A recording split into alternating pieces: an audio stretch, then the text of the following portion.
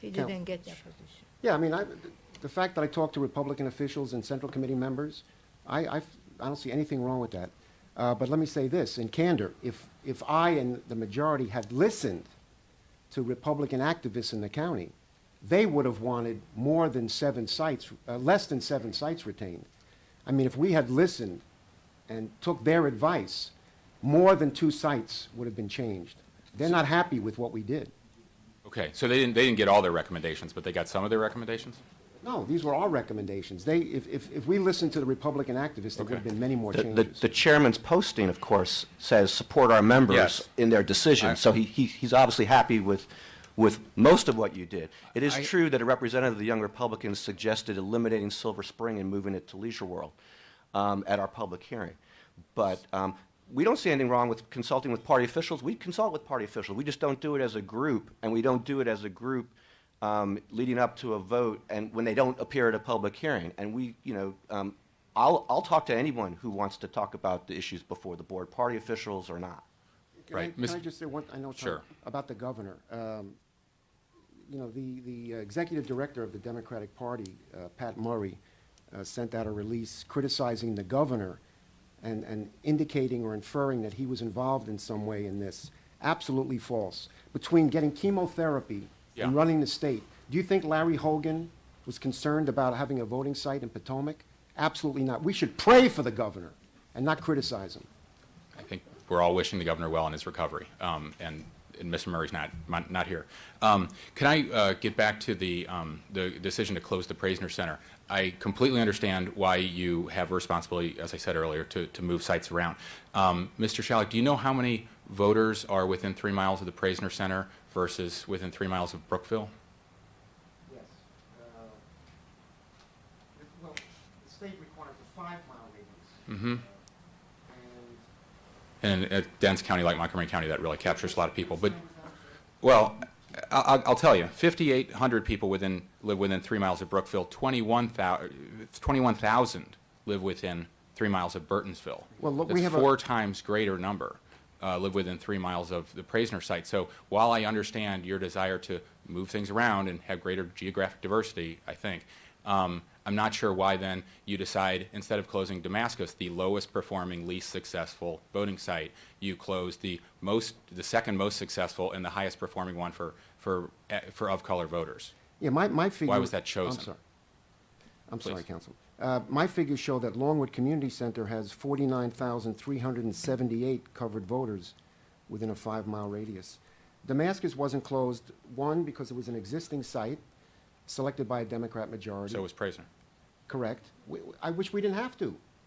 I wish we didn't have to be here. But Why did you have to? Why? Mr. Naaman, he's talking. Would you let him finish, please? again, we wanted to give it to an area only as a growing area, an important new area growing in our county. So is East County. Yes, but we wanted to give it to areas that never had the opportunity. And Damascus has a lot of firefighters and police there, and we were urged to keep it by Delegate Barkley, amongst other reasons. Okay. Well, we've talked a lot about Praisner. Can we talk about Longwood just for a second? You know the only bus that serves the center is right on Route 53. You can only get there in the morning, and you can only come back in the evening, since there's not a lot of employment going on in Burtonsville. It's just and in Brookville, it's a bedroom community. So for the voters who would normally vote in Praisner, who now have had their early voting site taken away by the board, by the majority of the board, do you know how long it would take them to take a bus from the Praisner site up to Brookville to vote? I don't Did you know. consider that in your choice? I don't know the exact time. You could just go to Google Maps and it would tell you. It takes an hour and 26 minutes to take a bus from Burtonsville to Brookville. And Yeah, but I'm don't- not sure how many voters are going to be committed enough and have the time in their day to spend 3 hours on a bus to get from East County to Brookville. No, I agree, But but that's they- the situation you've now set up. But Councilman, there's 9 sites from Damascus to Silver Spring that any resident can vote at. They can vote where they work, where they shop. I mean, they're not limited to the one right next to their house. They can go anywhere in the county to vote. If they have a car, yeah. So many people in East County that rely on that site don't have a car. They rely on public transportation. That's why the site has, in an area of great growth, great population density, and serves the greatest number of voters. And as we said before, it wasn't broke. It was the second highest performing one in the entire county.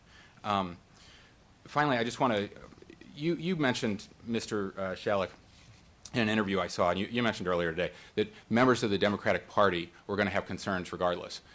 I'm not here as a member of the Democratic Party. That's not my concern. My concern isn't that you've erected barriers to Democrats voting. I don't care. That's not what's in the law. That's not what's in Comar. What matters is you've erected barriers to voters voting. You've made it harder for a greater number of voters to vote, and that's against the intent of the law, and I believe the choice of Longwood violates the letter of Comar because of its inaccessibility on public transportation. So I just want to clarify that because I think you have a misunderstanding, or you are repeating a misunderstanding about our concerns. Certainly not my concern. The partisan implications of this, it is that you have barriers to voters voting, which is the opposite of why we passed early voting in the first place. But since you brought up Mr. Higgs, he did say a couple, and you brought up Mr. Murray, I just want to point out, because this confused me. Mr. Higgs says the site they're fighting so hard for, which is Praisner, is heavily used by residents of Prince George's County? Can residents of Prince George's County vote in Montgomery County? Yes. Yes, they can. Uh-huh. You can vote anywhere in the state And at an early voting site. However, you can only vote a limited portion of the ballot. right, so you're not voting on Montgomery County offices like all of us, for No, example. but there was some voters from Prince George's County at Burtonsville. It's allowed. Is that a major concern? Was that a concern of the No. majority when you passed this? No, but- That's the concern of your party chair, with whom you strategized on this secret phone call. He didn't decide what we're going to do. Okay. You know, believe me, if the Republican activists had their way, more than 2 sites would have been treated. That just really surprised me because, I mean, my entire district abuts Prince George's County. I have a great relationship with the leadership of Prince George's County, and I just don't think we should be vilifying them at all and No. you know, No, it's criticizing not, anybody who wants to vote. People in Prince George's can vote in any one of our sites, but it's not an issue for us. But you chose to take it away if apparently that's the stated concern of your party No, chair, but you don't agree the with Prince George's accessibility had nothing to do with our consideration. that. Okay.